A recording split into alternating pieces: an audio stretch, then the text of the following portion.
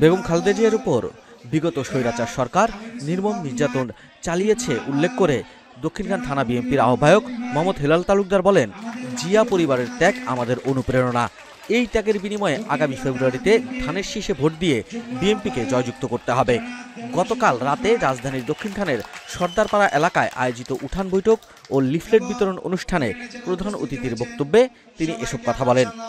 অনুষ্ঠানে সভাপতিত্ব করেন দক্ষিণখান থানা বিএনপির যুগ্ম আহ্বায়ক মোহাম্মদ আনোয়ার হোসেন জমিদার। উক্ত উঠান বৈঠকে উপস্থিত ছিলেন থানা বিএনপির যুগ্ম আহ্বায়ক আমিনুল ইসলাম বাবলু, মতিউর রহমান মতি, কামরুল হাসান আকরাম সহ স্থানীয় বিএনপি ও অঙ্গ ও সহযোগী সংগঠনের নেতাকর্মীরা। অত্র এলাকার মানুষ বুঝবে ফেব্রুয়ারি মাসে বিএনপিকে কেন প্রয়োজন। আপনারা জানেন সেই ফেব্রুয়ারিতে কাঙ্ক্ষিত ভোট 17 বছর আমরা যেই ভোট দিতে পারি নাই, সেই ভোটের দিন ফেব্রুয়ারি মাস।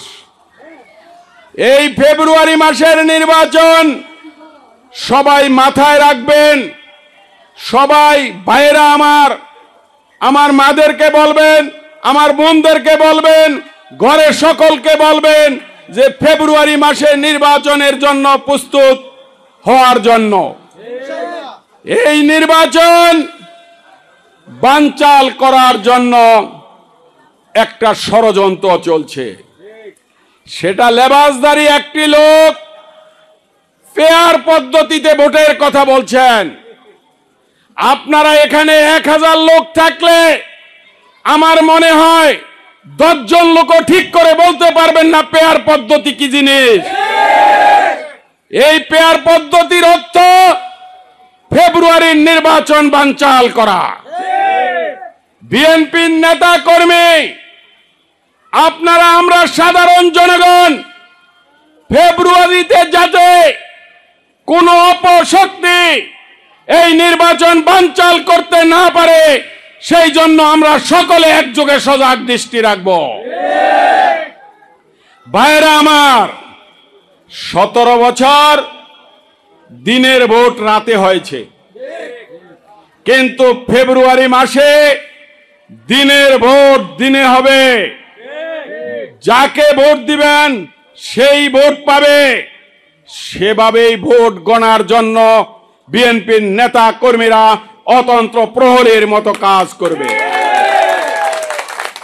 ভাইয়েরা আমার, কিছুদিন আগে হিন্দুদের পূজা গিয়েছিল। এই পূজা আজীবন আমরা দেখেছি হিন্দুদের পূজা। এবার মনে হয়েছে এটা একটি লেবাসধারী ধর্ম ব্যবসায়ী পূজা তাদের পূজার মতো চালিয়ে দিয়েছে। পূজায় গিয়ে গীতা পাঠ করে ইসলাম প্রতিষ্ঠিত করা কি সম্ভব? তাই আমরা এই যারা ইসলামের লেবাসধারী হয়ে